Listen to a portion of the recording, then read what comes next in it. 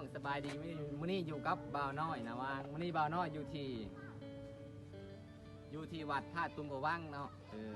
แคมป์กันเจือนอันแคมป์เซ่เนาะที่ว่าเพิ่นสร้างพญานาคสร้างมาได้2 เดือน 3 เดือนแล้วเนาะเดี๋ยวนี้ได้3 เล็ดแล้วนี่บ่าวน้อยก็เลยมาถ่ายให้เบิ่งมาตามสัญญาเนาะที่ว่าแล้วบ่าวน้อยสิมาถ่าย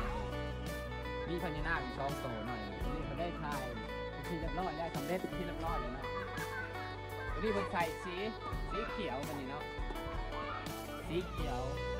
เหลืองงามผักเนาะเก็ดแลบผักเนาะส่วนด้านนั้นด้านนี้สีค่ำนะเนาะเป็นสีค่ำสวยงามพี่น้องเลยสวยงามเนาะให้เบิ่งทางนี่ลูกแก้วใส่พี่น้องแก้วใส่เนาะงามเลยแก้วสวยงามหลายส่วนด้านลุงนะมาเลยนะมาเบิ่งด้าน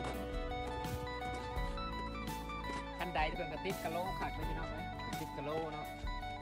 ติดกะโหลรวมกับเบื้องอะไรพี่น้องส่วนทางลุงคุณนะไอ้ฝ่าวันน้อยสิข้ามลงทางลุงนะทางลุงคุณลุง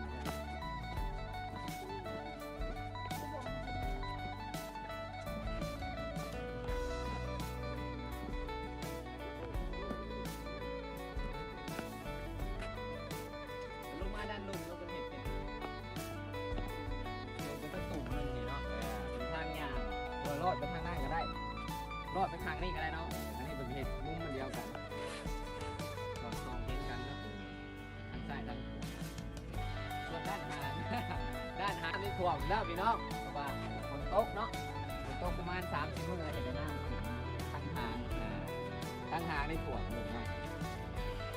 น้ำขึ้นมาประมาณ3-4 เมตรแล้วประมาณ3-4 เมตร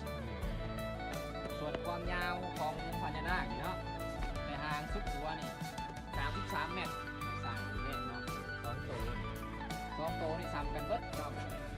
33 เมตร